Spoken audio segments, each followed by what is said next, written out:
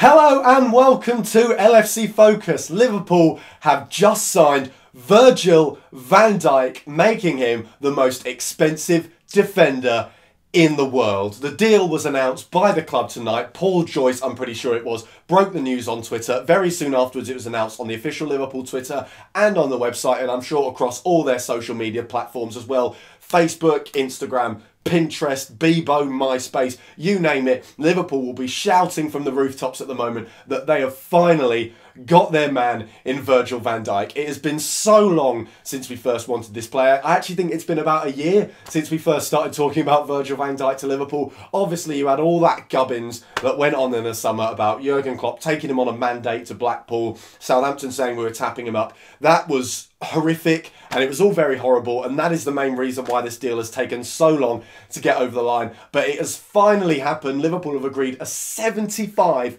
million fee for Virgil van Dijk. 75. I'm pretty sure that the second placed most expensive defender in the world might actually be Kyle Walker, and he was no more than about 50 or 55 million quid. So Liverpool have not only made Virgil van Dijk the most expensive defender in the world, they've also absolutely smashed the living daylights out of the record with that £75 million fee. And there's obviously going to be a lot of talk over the coming hours, days, weeks, even months about whether or not Virgil van Dijk is actually worth that fee. But if I'm honest, he could be worth that fee to Liverpool Football Club. He probably isn't worth that much to anyone else. You know, Man City were in for him, Chelsea were in for him, and it says an awful lot that after all the financial firepower that those clubs have, Liverpool still came out on top and got Virgil van Dijk. That is, you know, it's undoubtedly the Klopp effect. There is no other way you can explain why Virgil van Dijk has picked us over Man City and Chelsea. And that's not to say that Klopp's a better manager. I'm not saying he's better than Guardiola. I'm not saying he's better than Conte,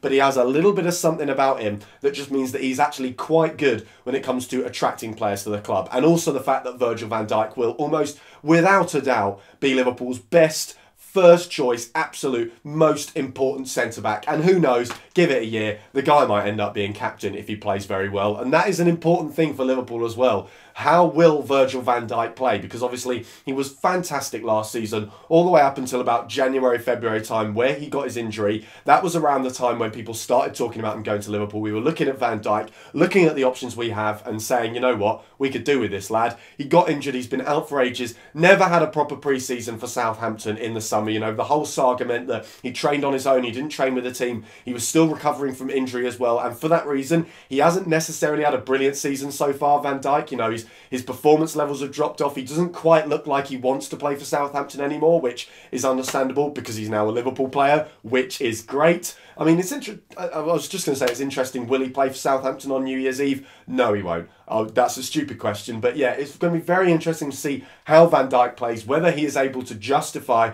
his £75 million fee. I think there will naturally be an adjustment period, and while I don't think Van Dijk is certainly not going to hit the heights that he needs to hit at Liverpool anytime soon, it probably won't be in January or February. He might manage it by the end of the season. We might actually have to wait until next season before we see the real Van Dijk at Liverpool, once he's had time to train under Klopp's methods, once he's had a full pre-season to get to know his teammates and everything like that. But for now, even then, Van Dijk is at least going to be one of the two first choice centre-backs at Liverpool, probably partnering Joel Matip in the centre of the defence. So that is absolutely massive. And another sign that Liverpool have really got their act together when it comes to transfers, because, you know, after the whole Van Dijk saga in summer, it really felt like we were finally pulling our finger out. You know, we had the Mo Salah signing where we managed to negotiate a ridiculously low fee. Let's just remind ourselves, £37 million for Mohamed Salah. For 20-goal Mo Salah. Actually, no, is it 21-goal Mo Salah? Who even knows at this point? But a ridiculously low fee for that man. Got that business done incredibly early on in the window as well. We managed to seal the Keita deal a year in advance by paying his release clause in advance.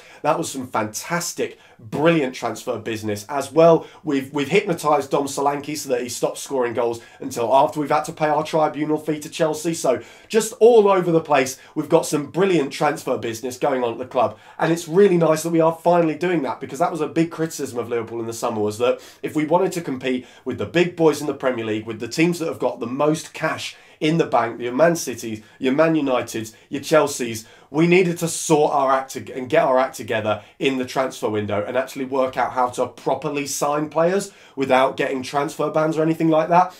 It looks like we've finally done that. Very smart way of getting this deal done, you know, just paying what Southampton wanted as much as it is. It is a huge fee, and it is going to be difficult for Van Dijk to justify that fee, but fingers crossed he still does. But just getting that deal over the line, doing it before the window opens as well, because obviously City and Chelsea were sniffing around Van Dijk. They were interested in going in for him, and so it's hugely important that Liverpool got the deal over the line before their interest developed and they actually started to enter a bidding war with Liverpool or anything like that, because we could have been completely smoked out by those two clubs. But some fantastic business as well from Liverpool, and what a brilliant signing this guy is hopefully going to be. So that is all for today's video. Thank you guys very, very much for watching. If you did enjoy it, hit that subscribe button. Check out some of the other videos that have been out on the channel over the past few days as well. Don't forget to like this video if you enjoyed it. Follow at LFC Focus TV on Twitter for all the latest Liverpool news, and I'll see you tomorrow for the build-up video for Liverpool against Leicester at Anfield. Bye for now.